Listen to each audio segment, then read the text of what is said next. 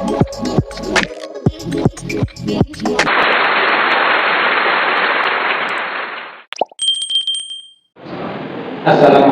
warahmatullahi wabarakatuh. Waalaikumsalam. Alhamdulillah, alhamdulillahirabbil alamin. Wa bihi nasta'inu ala umuri dunya waddin, wassalatu wassalamu ala asyrofil anbiya'i wal mursalin wa ala alihi wa ashabihi ajmain. Asyhadu an la ilaha illallah wa asyhadu anna Muhammadar Rasulullah. Allahumma shalli ala Muhammad wa ala alihi wa ashabihi wa man tabi'ahum bi ihsanin ila yaumil qiyamah. Qala Allah Ta'ala fil Qur'anil Azim, a'udzu billahi minasyaitonir rajim. Ya ayyuhalladzina amanu taqullaha haqqa tuqatih wa la tamutunna illa wa antum muslimun. Amma ba'du. Bapak-bapak, Ibu jamaah pengawasan ingkang dipunmulyakaken Allah Subhanahu wa taala. Alhamdulillah dalu punika kita saged nindakaken dawuhipun Allah Subhanahu wa taala inggih punika thalabul ilmi. Mugi kanthi thalabul ilmi kalau Allah Subhanahu wa taala nambahaken pengertosan dumateng kula panjenengan sedaya saéngga kanthi pengertosan utawi ilmu kalau bisa kula panjenengan sedaya saestu saged lumantar kanthi pituturipun Allah Subhanahu wa taala.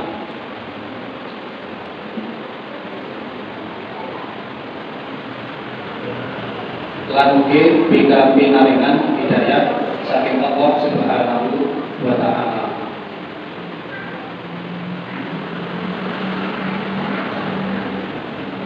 Salawat dan salam kita arahkan jumatan Nabi Muhammad SAW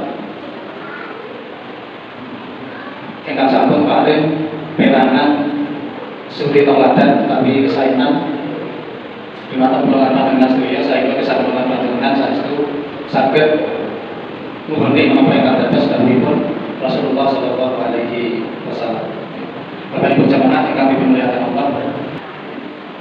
Saderengipun kita lajengaken apa ingkang kita sampun kita sinau Quran surat Al-Mu'minun. Menawi kala wingi kita sinau babagan rahmatipun Allah. Nah, babagan niku agami tauhid. Kalau ini sampun kita sinau babagan agami tauhid utawi agami ingkang dipun bentuk dening para nabi saha rasul. Dan menika kita sinau babagan sifat-sifat seorang muslim yang kita berdoa kemudian Bismillahirrahmanirrahim. Raditu billahi rabban wa bil islami dinan wa bi Muhammadin nabiyyan wa rasulan. Rabbi zidni ilma warzuqni fahma. Allahumma ftah masami'a qalbi bidzikrika warzuqni ta'ataka wa ta'ata rasulika wa amalan bi kitabik. Allahumma bika amsayna wa bika asbahna wa bika nahya wa bika namutu wa ilaikal masir. Allahumma anta rabbi la ilaha illa anta khalaqtani wa ana abduka wa ana ala ahdika wa wa'dika mastata'tu a'udzu bika min syarri ma sana'tu abu'u laka bi ni'matika alayya wa abu'u bi dhanbi faghfirli fa innahu la yaghfiru dzunuba illa anta. Alhamdulillah rabbil alamin. Bapak Ibu jamaah ingkang dimulyakaken Allah Subhanahu wa taala. Di dalam Quran surat Al-Mu'minun ayat 57 sampai dengan ayat 61. Ketika jelasaken babagan sifat-sifat pihak muslim ingkang mukhlis Mukhlis itu artinya ikhlas. Mukhlis itu artinya ikhlas. Maka ada beberapa tingkatan di dalam keberagamaan kita, Bapak Ibu. Yang pertama Muslim. Muslim itu biasa. Sasapunipun Muslim tidak kita tingkatkan, harus kita tingkatkan menjadi mukmin. Nah, kalau mukmin baru mendapatkan keberuntungan. Qad aflahal mu'minun. Jadi menanglah orang-orang mukmin atau beruntunglah orang-orang mukmin. Maka Muslim harus ditingkatkan menjadi mukmin, beriman kepada Allah. Jadi kalau hanya Muslim saja, itu tingkatan keberagamaan kita pada tingkatan yang paling rendah. Harus kita tingkatkan menjadi mukmin, orang yang beriman. Kemudian tingkatan di atasnya lagi adalah muhsin. Muslim, mukmin, muhsin, harus berbuat baik, mengajak kepada kebaikan, berbuat baik, memberikan contoh yang baik, dan seterusnya. Muhsin. Nah, kemudian tingkatan yang di atasnya adalah mukhlis. Semua yang dikerjakan dari kebaikan itu landasannya adalah ikhlas.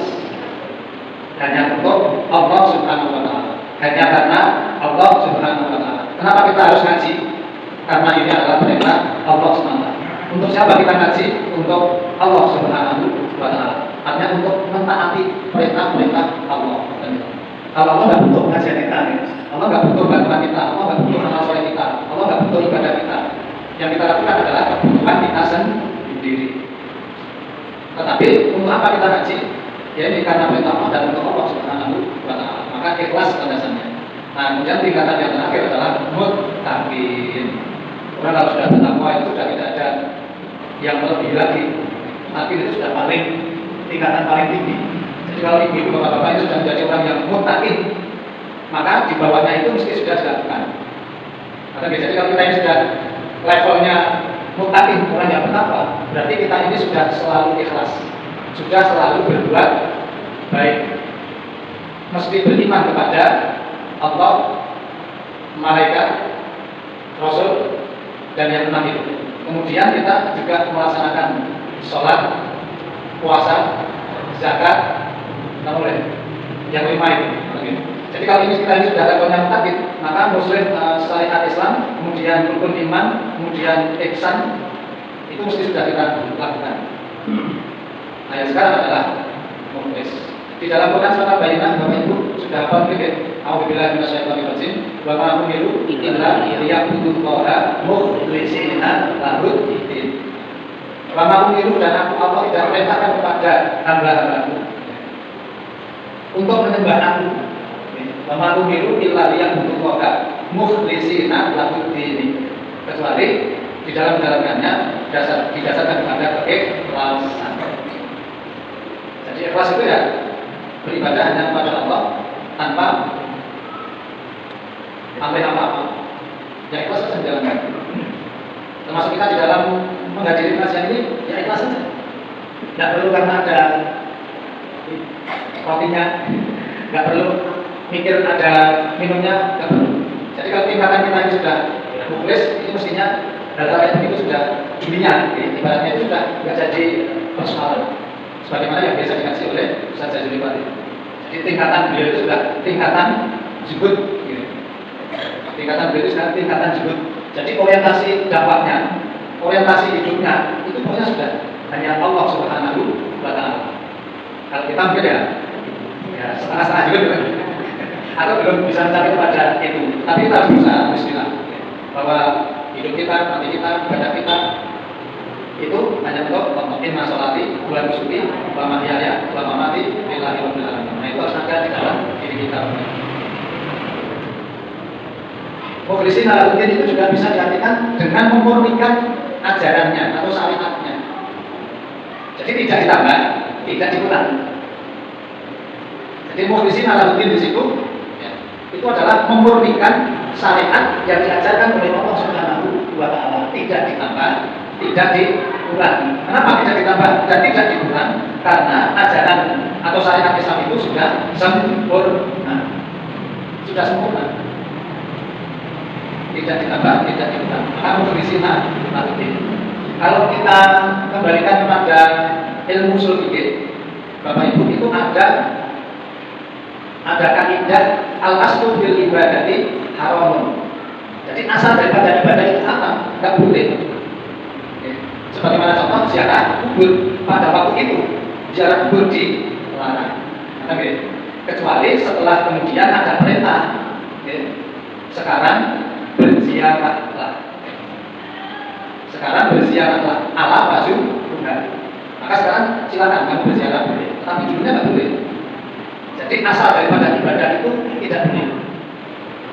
Ilah adalah dalil ala ujubi, kecuali kemudian ada perintahnya. Kalau kebalikannya, kalau masalah dunia al-aslu bil asya'i al-ibadah. Kalau masalah dunia ini pada prinsipnya boleh, kebalikannya. Jadi boleh, kecuali nanti kemudian ada larangan. Contoh, mengambil sandalnya orang lain. Itu kan nggak boleh, maka tidak boleh dilakukan. Tapi asalnya semua yang ada di dunia ini boleh. Kecuali kemudian nanti ada larangan, menyakiti saudara. Kemudian ada larangan, tidak boleh. Itu sebagai mukadimah. Jadi sifat-sifat seorang muslim yang ikhlas. A'udzubillahi minasyaitonir rajim. Innal ladzina hum min khasyati rabbihim mushfiqun. Wal ladzina hum bi ayati rabbihim yu'minun.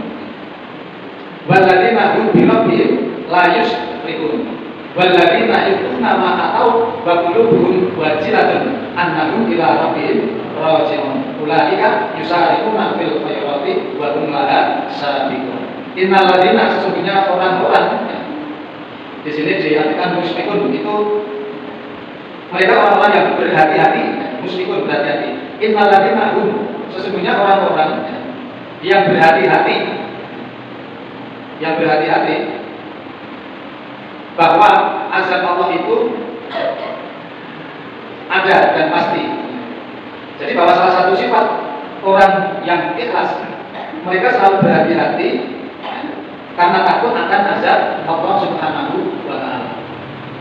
Jadi seorang muslim, kita insyaallah seorang muslim yang mukhlis, yang ikhlas, itu mereka selalu berhati-hati, takut kalau nanti Allah akan memberikan azab kepada mereka, kepada kita.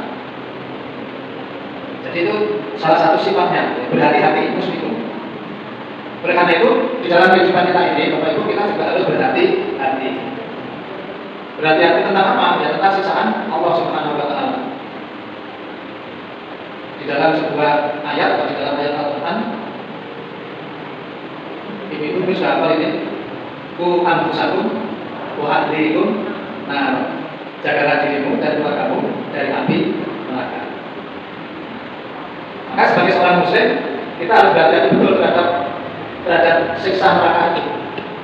Maka kita harus bisa menjaga diri kita, menjaga keluarga kita, suami kita, istri kita, anak-anak kita, cucu-cucu kita, itu dari api neraka. Maka termasuk salah satu sifatnya adalah innal ladzina hum min khasyati rabbihim mushfiqun. Sesungguhnya alladzina, orang-orang yang berhati-hati kalau terkenai azab dari Allah Subhanahu wa ta'ala. Jadi mereka berhati-hati. Kalau hanya sekedar musibah dunia itu hanya kecil, Bapak Ibu. Jadi kalau hanya musibah dunia itu hanya kecil. Contoh, lala kok saya kira titik banget. Kecil apa besar itu? Kecil.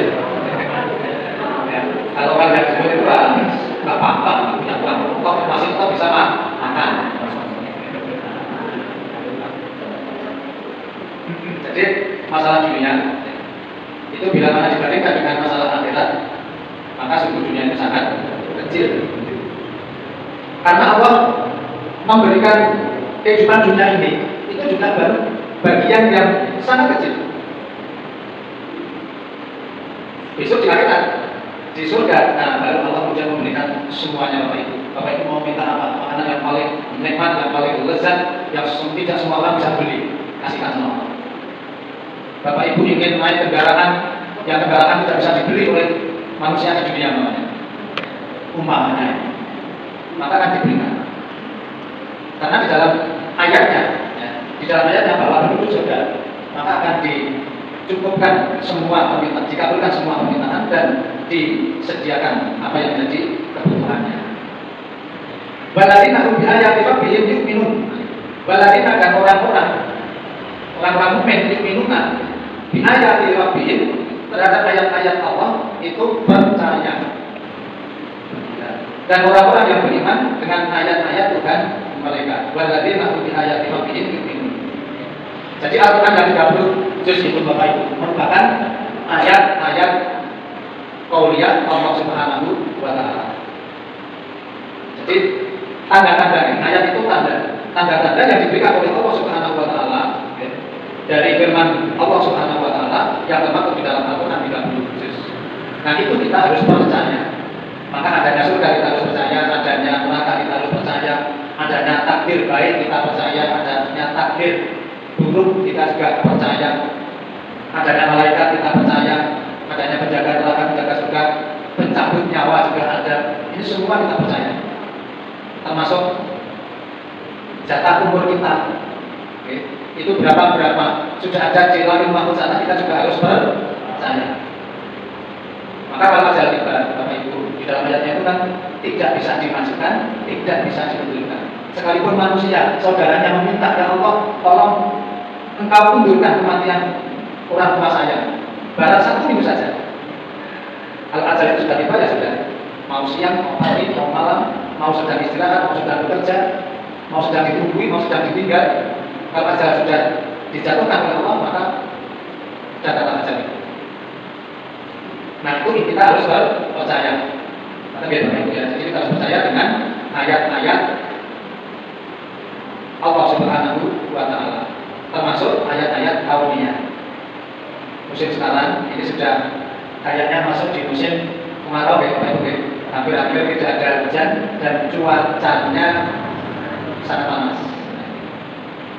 Nah, tanda-tanda seperti itu kita juga harus percaya. Adanya kemarau, adanya musim penghujan, adanya malam, adanya siang. Pokoknya yang terjadi di dunia ini kita harus percaya bahwa itu atas kehendak Allah Subhanahu wa taala. Waladina hum bi rabbihim la yusyrikun. Waladina dan orang-orang yang tidak mempersekutukan terhadap Tuhannya. Waladina dan orang-orang yang tidak mempersekutukan la yusyrikuna. Ini kata kuncinya begitu. Jadi kata kuncinya adalah berhati-hati, kemudian percaya, yu'minun, kemudian kata kunci yang ketiga adalah la yusyrikun, tidak mempersekutukan Allah. Barang siapa berlaku syirik di dalam kehidupannya dan tidak bertobat sampai dengan ajal menjemput, maka baginya adalah siksa neraka. Maka kita harus berhati-hati, jangan sampai kita mempersekutukan Allah dengan dunia ini. Jangan sampai mempersekutukan Allah dengan dunia ini. Contohnya, keyakinan kita terhadap dunia atau harta benda. Coba kalau kita ini punya harta benda, maka kita ini akan mampus dalam hidup kita umpamanya. Nah, itu berarti mempersekutukan Allah Subhanahu wa taala. Jadi bahwa harta, kemudian pekerjaan, itu jangan sampai kemudian kita samakan dengan kekuasaan Allah Subhanahu wa taala. Jadi Allah tidak dipersekutukan dengan siapapun dan dengan apapun. Maka dalam hal syirik ini kita harus berhati-hati. Mudah-mudahan kita terselamatkan dari perbuatan syirik. Amin. Waladina yutuna ma atau wa qulubuhum wajilatun annahum ila rabbihim raji'un.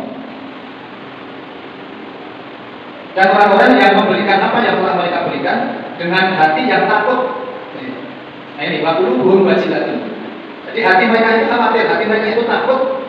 Kalau apa yang sudah diberikan itu kemudian tidak diterima oleh Allah Subhanahu wa taala. Panjenengan terima, kok nggak diterima sama Allah? Panjenengan berkorban, kok nggak diterima sama Allah? Panjenengan sholat, kok sholatnya tidak dipilih sama Allah? Nah, itu ada kekhawatiran dari mereka orang-orang yang mukhlis, orang-orang yang ikhlas. Jadi orang-orang yang muslim, mukhlis, mereka selalu waspada terhadap tidak diterimanya amalan yang kita lakukan. Annahum ila rabbihim raji'un, sesungguhnya mereka akan kembali kepada Allah Subhanahu wa ta'ala.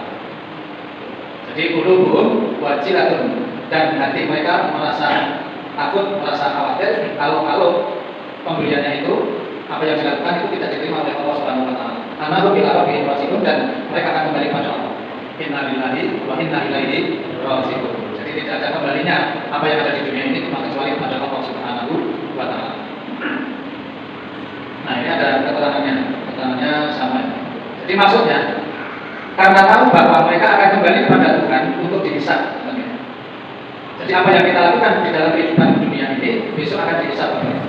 Maka mereka khawatir kalau pemberian atau sedekah yang mereka berikan dan amal ibadah yang mereka kerjakan itu tidak diterima oleh Allah. Alhamdulillah. Maka supaya apa yang kita lakukan ini diterima, Bapak Ibu, dilandaskan kepada keimanan. Oke, dilandaskan kepada keimanan, kemudian dilandaskan kepada niat, dilandaskan kepada keikhlasan. Insya Allah kalau semua itu kita lakukan atau ada di dalam diri kita sebelum kita berbuat, insya Allah Allah akan menerima amalan-amalan kita. Tetapi perlunya kekhawatiran bila mana Allah tidak menerima. Karena memang tidak semua amal kita ini diterima oleh Allah. Maka jangan bangga terhadap banyaknya amal kebaikan kita. Loh, kenapa kok tidak diterima? Karena ketika kita beramal, waktu itu mungkin ada rasa sombong, ada rasa pamrih dan lain sebagainya, sehingga tidak dinilai oleh Allah Subhanahu wa taala, tidak diterima. Ulaika yusari'una nabil khairati wa hum laha sabiqun. Ulaika mereka itu berarti yang tadi mengerjakan di atas itu. Jadi siapa mereka? Ulaika, mereka yang berhati-hati, muslimun, yu'minun, mereka yang beriman kepada Allah, la yusyrikun, mereka yang tidak mempersekutukan Allah, kemudian wa qulubuhum wajilah, hati mereka takut. Ulaika mereka itu. Nah, mereka itu kembali pada 1, 2, 3, 4. Mereka itulah orang-orang yusari'un nabil khairat, yang mensegerakan terhadap kebaikan. Yusari'un itu mempersegera, mempercepat. Fil khairati, di dalam kebaikan-kebaikan, wa hum laha sabiqun, dan mereka itulah yang akan mendapati pahala dari Allah Subhanahu wa taala. Jadi ketika kita berbuat baik, maka pahala akan kita terima, Ibu. Kalau kita berbuat jahat, maka yang kita terima adalah azab dari Allah Subhanahu wa taala. Alhamdulillah, mudah-mudahan Allah senantiasa menjaga kita. Nah, ini ada hadis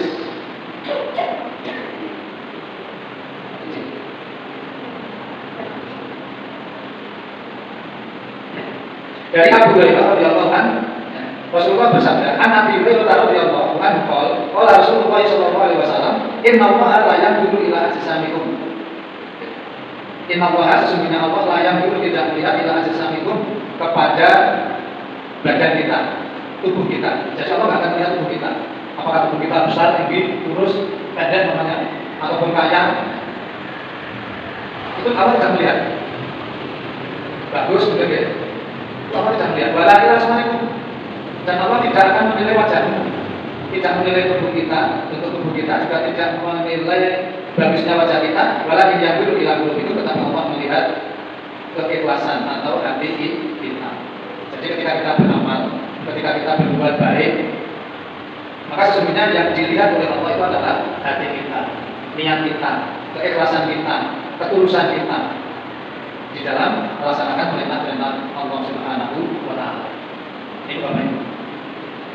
Jadi patut kita perhatikan ya hati kita. Karena kalau hati kita ini baik, berarti seluruh anggota badan kita juga akan baik. Kalau hati kita ini jelek, artinya sakit, ya sedang sakit, atau mungkin qalbun mayit, ya, hatinya mati, ya, maka apa yang dilahirkan dari anggota tubuh kita adalah sesuatu yang tidak baik. Ala bayar qalb, yaitu hati. Maka meskipun yang seperti itu, hati-hati ya. Ya, pada hati supaya dalam melakukan sesuatu itu dengan apa ya, penuh kehati-hatian, penuh dengan kewaspadaan. Jangan sampai segala sesuatu itu didasarkan pada hawa nafsu, kemusuhan itu menjadi tidak baik. Maka hati, keikhlasan, niat itu menjadi penting. Innama yansurullahu hadhil ummah bidha'ifiha bidakwatihim wa salatihim wa ikhlasihim. Sesungguhnya Allah menolong umat ini dengan orang-orang yang lemah. dengan doanya, dengan sholatnya, dan dengan keikhlasannya. Jadi ketika kita selalu berdoa, ketika kita selalu menunaikan sholat, ketika kita ikhlas di dalam berbuat, maka sesungguhnya akan menolong kita. Ya Allah akan menolong kita, maka kita perlu khawatir.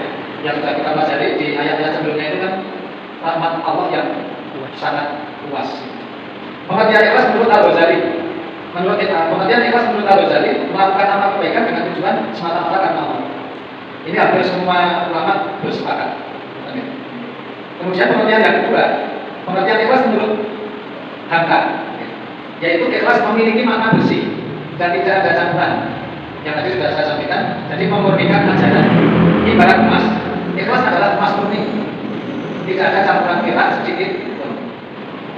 Ibu dengan emas murni, 24 karat. Oke. Masuk dulu, nanya tentang kita akan dulu. Siapa kalau itu gak ada, ini tonggol-tonggol itu dengan emas. Itu pulau gitu ya, teman-teman. Kita betul bu, saya itu senang. Jadi ketika tetangga senang, Bapak Ibu ajaran Islam itu kita harus senang. Tetangga bahagia, kita harus ikut bahagia. Tapi kalau lagi kesusahan, kita juga harus ikut merasakan kesusahan itu. Oke, saya punya emas murni. Alhamdulillah. Nah, ini ciri-ciri pun, Bapak Ibu. Berikut adalah ciri-ciri keikhlasan. Satu, tidak suka dipuji. Nah ini, jadi orang yang ikhlas di dalam melakukan segala sesuatu. Oke, Bapak Ibu, itu cirinya satu, tidak suka dipuji. Artinya kalau dipuji, di samping-samping itu merasa ini enggak biasa saja. Tidak suka dipuji. Beramal ya beramal, sudah Bismillahirrahmanirrahim. Berbuat ya berbuat, saya niatkan Allah Subhanahu wa taala. Saya nggak perlu pujian orang lain, saya nggak perlu pujian saudara, saya nggak perlu pujian tetangga. Itu salah satu ciri ikhlas. Termasuk panjenengan semua, Bapak Ibu, saya yakin bahwa panjenengan tidak suka dipuji. Ini benar. Ini benar, Bapak Ibu. Saya yakin bahwa panjenengan tidak suka dipuji. Beramal ya beramal, berbuat ya berbuat baik, dan tidak suka dipuji. Seandainya pun ada orang yang memuji, ya biasa-biasa saja. Jadi tidak terlalu berharap pujian, teman-teman. Tidak terlalu berharap pujian. Karena orang yang terlalu berharap pujian, saya yakin apa yang dilakukan itu tidak secara ikhlas. Yang kedua, nah ini tidak berambisi. Bukan ingin benar. Contohnya pun apa? Contohnya pun ketika seseorang itu mau memakmurkan masjid, ya sudah dia memakmurkan saja. Tidak perlu berambisi. Saya harus jadi ketua masjid namanya. Jadi tidak berambisi. Saya harus jadi pengurus masjid. Tidak perlu. Atau mungkin beberapa ada yang mau jadi ahli masjid menggantikan saya. Tidak apa-apa ya, karena sudah lama. Kalau ada yang lebih muda, lebih bagus, saya kira juga bagus-bagus saja. Jadi ciri orang yang ikhlas adalah berbuat sesuai dengan tuntunan yang ada, tidak terlalu berambisi. Kemudian yang ketiga, mendengarkan nasihat. Nah ini, jadi orang yang ikhlas, Bapak Ibu, itu mau mendengarkan nasihat. Siapa di antara kita yang kalau dinasihati itu kemudian tidak mau? Saya mau dinasihati, mestinya saya tidak menasihati. Jadi jangan sampai. Jadi orang yang ikhlas itu senantiasa mau untuk mendengarkan nasihat-nasihat. Apalagi nasihat itu dari Allah dan Rasulnya. Maka sami'na wa ata'na. Ini ada pepatah alam ini. Kudil hikmah walau min jawfil baharin. Ambillah hikmah pelajaran meski dari mulut binatang. Artinya binatang itu nggak berbicara, dan tidak akan berbicara dalam kehidupan itu. Sesuai dengan yang pembicaraan kita sebagai manusia. Ini hanya sekedar kiasan sebenarnya. Jadi bahwa siapapun yang dapat kita ambil pelajaran, maka kita bisa ambil pelajaran. Jadi nasihat dari siapapun, maka kita harus berkenan untuk mendengarkan. Untuk makola, wala tanggul, makola. Lihat apa yang dinasihatkan, dengar apa yang dinasihatkan, jangan melihat orangnya. Kemudian keempat, menganggap sama pujian dan hinaan. Dipuji ya biasa, dihina ya biasa. Sakit dari Bapak Ibu ini. Ketika kita dipuji, biasa. Ketika kita dihina atau direndahkan, biasa. Sakit betul ini kita. Jadi kan dipuji ya biasa, dihina marah-marah. Ya kan bisa sabar. Terus pokoknya sabar. Dipuji sabar, dihina ya sabar. Oke. Seorang muslim kalau sudah masuk kepada tingkatan itu, maka hidup ini enjoy. Jadi hidup ini enjoy, hidup ini nyaman, hidup ini enak. Ada kiriman, alhamdulillah. Tidak ada kiriman, alhamdulillah. Sehat, alhamdulillah. Sakit, alhamdulillah. Dapat takdir baik, alhamdulillah. Dapat takdir yang kurang baik, alhamdulillah. Tingkatannya sudah tingkatan agak menengah ke atas ya, termasuk ibu ulama ini kayaknya tingkatannya sudah tingkatan mulai menengah ke atas. Jadi dipuji biasa, dielak-elak biasa mau, tidak apa-apa. Yang penting Allah dan Rasulnya tidak menghina. Sakit ya? Bisa. Untuk kita ngaji kok, kurang esok minta kan iman-iman. Satu kali. Yang kelima merupakan amal baik. Jadi kalau kita sudah beramal baik, mungkin membantu tetangga, lupakan kebaikan itu. Kita pernah memberikan sesuatu kepada saudara, lupakan pemberian itu. Kalau dulu kita pernah memberikan nasihat, lupakan nasihat itu. Artinya lupakan kebaikan kita itu. Yang telah nasihati, yang telah menolong, yang telah membantu, yang telah meringankan, yang telah menuntaskan dan lain sebagainya. Seluruh amal kebaikan kita lupakan. Jadi kalau kebaikan itu dilupakan, karena di bawah itu. Tapi kalau kejelekan itu saya ingat. Jangan sampai kita berbuat kejelekan yang kedua, yang ketiga, apalagi rutin kita menjelek-jelekan orang lain. Alhamdulillah. Lupakan amal baik, tapi ingat amal tidak baik kita supaya kita introspeksi dan terus menjadi orang yang baik. Yang terakhir, melupakan balasan amal kebaikan kita. Melupakan balasan amal kebaikan kita. Dan pun ketika kita berbuat baik, ya, biasanya orang akan membalas kebaikan itu. Meskipun orang lain akan membalas kebaikan kita, lupakan balasan itu kebaikan. Jadi kalau kita memberi, jangan pernah mengharap kembali. Lupakan. Nah kalau di sini dikatakan seseorang yang melakukan amal ibadah dengan ikhlas akan melupakan amal yang telah mereka berbuat. Tak hanya itu saja, mereka juga akan melupakan hak amal baiknya, balasan kebaikannya. Nah ini contohnya. Seseorang memberikan makanan kepada anak yatim. Kemudian mereka berharap ucapan terima kasih. Nah, mengharap ucapan terima kasih ini itu juga ada tanda-tanda apa yang dilakukan itu bukan ikhlas. Maka kalau ikhlas tidak, bismillah saya kasih pada anak yatim umpamanya, tidak usah mengharap terima kasih. Anak itu mau berterima kasih, mau tidak berterima kasih, tidak ada masalah. Yang penting saya memberikan sesuatu pada anak yatim. Jadi tidak perlu balasan, tidak perlu balasan. Contohnya saya memberikan kepada jenengan makanan, maka saya tidak perlu berharap dengan terima kasih atau nanti akan memberikan sesuatu kepada saya. Nah itu tidak perlu diingat-ingat. Jadi amal baik dilupakan, balasan kebaikan pun itu harus dilupakan. Melupakan kan amal baiknya. Kadang Bapak Ibu yang bisa saya sampaikan terkait dengan sifat-sifat seorang muslim yang ikhlas. Mudah-mudahan kita menjadi seorang muslim yang ikhlas. Bagaimana caranya? Bismillah, ya. Niat hanya karena Allah, tanpa pamrih apapun yang kita lakukan, baik di organisasi, baik di masjid, baik di masyarakat. Pokoknya kalau kita sudah beramal, sudah ikhlas, lupakan, lepaskan. Insya Allah akan membalaskan yang lebih banyak lagi. Kita akan menyembah Subhanallah wa bihamdihi, asyhadu an la